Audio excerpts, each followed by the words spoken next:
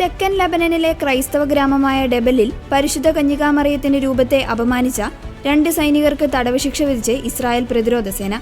മാതാവിന്റെ രൂപത്തിൽ സിഗരറ്റ് വെച്ച സൈനികന് 3 ആഴ്ചയും ഇതിന്റെ ചിത്രമെടുത്ത സൈനികന് 2 ആഴ്ചയുമാണ് സൈനിക ജയിലിൽ ശിക്ഷ ലഭിച്ചത്. കഴിഞ്ഞ ആഴ്ചയാണ് ഈ സംഭവത്തിന്റെ ചിത്രം സമൂഹമാധ്യമങ്ങളിൽ വ്യാപകമായി പ്രചരിച്ചത്.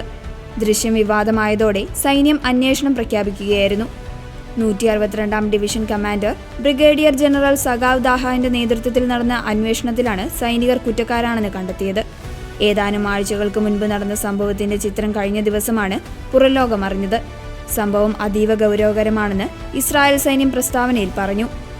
എല്ലാ മതവിഭാഗങ്ങളുടെയും ആരാധനാ സ്വാതന്ത്ര്യത്തെയും വിശുദ്ധ കേന്ദ്രങ്ങളെയും വിശ്വാസത്തെയും സൈന്യം ബഹുമാനിക്കുന്നു.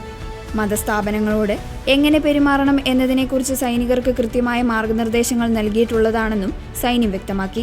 ഡെബൽ ഗ്രാമത്തിൽ സൈനികരുടെ ഭാഗത്തു നിന്നുണ്ടാകുന്ന 3ാമത്തെ അതിക്രമമാണിത്. കഴിഞ്ഞ മാസം ഇതേ ഗ്രാമത്തിൽ യേശുക്രിസ്തുവിന്റെ ക്രൂശിത രൂപം തകർത്ത സൈനികനെ ഡ്യൂട്ടിയിൽ നിന്ന് നീക്കം ചെയ്തിരുന്നു. കൂടാതെ ഇവിടുത്തെ സോളാർ പാനലുകൾ സൈനിക വാഹനങ്ങൾ ഉപയോഗിച്ച് നശിപ്പിക്കുന്ന ദൃശ്യങ്ങളും നേരത്തെ പുറത്തു വന്നിരുന്നു. ഹിസ്ബുള്ളയുമായുള്ള യുദ്ധത്തിനിടയിലും ലബനനിലെ ക്രൈസ്തവ ഗ്രാമങ്ങളോട് ഒഴിയാൻ ഇസ്രായേൽ ആവശ്യപ്പെട്ടിരുന്നില്ല. എന്നാൽ സമീപകാലത്ത് ക്രൈസ്തവ വിശ്വാസികൾക്കും വിശുദ്ധ കേന്ദ്രങ്ങൾക്കും നേരെ സൈനികരുടെ ഭാഗത്തുനിന്നുണ്ടാകുന്ന ഇത്തരം പ്രവൃത്തികൾ ഇസ്രായേലിന്റെ പ്രതിച്ഛായയെ രാജ്യാന്തര തലത്തിൽ ബാധിച്ചിട്ടുണ്ട്.